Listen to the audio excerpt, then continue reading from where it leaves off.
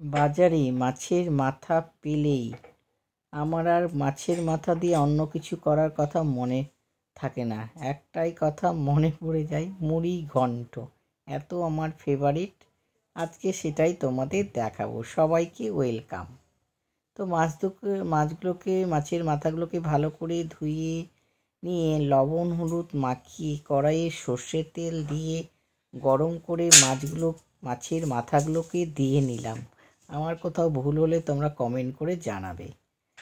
তো ভালো করে মাছের মাথাগুলোকে ভেজে নিতে হবে। তো ভাজা হয়ে গেছে বন্ধুরা, দেখো তুলে নিচ্ছি।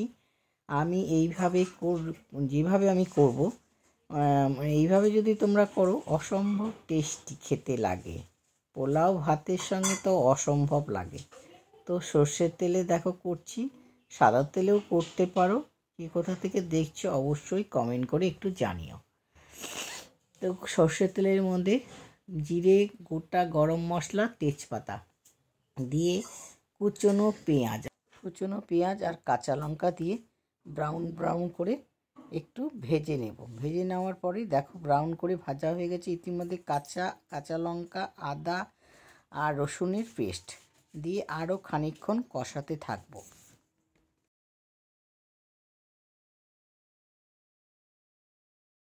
এবার একটা টমেটো টুকরো করে অ্যাড করলাম, দিয়ে আবারও কষাতে থাকবো। ইতিমধ্যে আমি একটু লবণ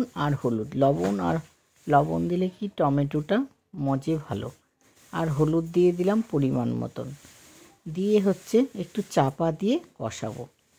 এবার ডালটাকে দেখো ভালো করে সেদ্ধ করে রেখেছি 2 সিটি দিয়ে। মুগের ডালে 2 সিটি দিলে কিন্তু খুব সুন্দর সেদ্ধ হয়, তবে গলে যায় না যাতে। এবার মাছের মাথাগুলো যেগুলো ভেজে রেখেছিলাম সেইগুলো দিয়ে মশলাতে বেশ খানিকক্ষণ, আমার পরিমাণও এখানে প্রায় অনেক মাছ আছে, 1.5 কিলোর মতন মাছ, এতটা দিলাম না, আমার পরিমাণ মতন আমি দিয়ে নিলাম।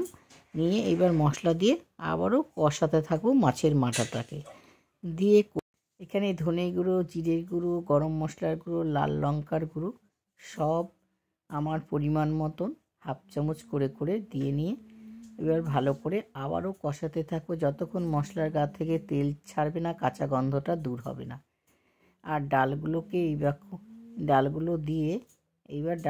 অ্যাড করব, দিয়ে নিয়ে ভালো করে আবারও কষাতে থাকবো।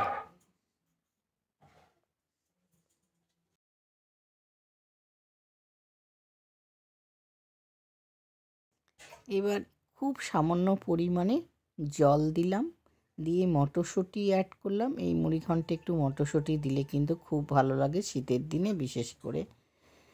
আর চিনি দিয়ে দিলাম স্বাদ অনুযায়ী। চিনি বাঙালির প্রত্যেকটি খাবারে একটু স্বাদের জন্য চিনি না দিলে কিন্তু ভালো লাগে না, বিশেষ করে মুড়িঘণ্টে। তো চাপা দিয়ে রেখে এবার কিন্তু মোটামুটি আমার রেডি হয়ে গেছে মুড়িঘণ্ট। মাথাগুলোকে ভেঙে দিচ্ছি খুন্তির সাহায্যে। এটা গরম ভাত, রুটি দিয়ে, পোলাও দিয়ে, ফ্রাইড রাইস দিয়ে অসম্ভব টেস্ট লাগে, তবে বিশেষ করে ভাত দিয়ে দারুণ লাগে। এইবার একটু স্বাদের জন্য ঘি দিয়ে নিয়ে একটু ধনেপাতা কুচনো ছড়িয়ে দিলাম, আর গরম মশলা শেষে দিয়ে এবার নামিয়ে নেব। আমার স্ট্যান্ডিং টাইমে রেখে কিন্তু নামাবে। আমার রেডি হয়ে গেছে মুড়িঘণ্ট। কেমন লাগলো কমেন্ট করে জানাবে অবশ্যই বন্ধুরা। দেখো নিয়ে চলে এলাম গরম একটু ধনেপাতা দিয়ে গার্নিশিং করে নিলাম। আর কেমন হলো অবশ্যই তোমরা কিন্তু জানাবে বন্ধুরা। আর কেমন টেস্ট হয়েছে আমি একটু হাতাতেই নিয়ে দেখি। ফ্রাইড রাইস, ভাত আর কি রুটি দিয়ে খাও, কেমন লাগে। আর গরম ভাতটা তো বলাই যাবে না। আমার ভিডিও কেমন লাগছে সবাই কমেন্ট করে বলবে, লাইক করবে, শেয়ার করবে, সাবস্ক্রাইব করবে, বেল বাটনটা অন করবে, তাহলে সব দেখতে পাবে। বাই।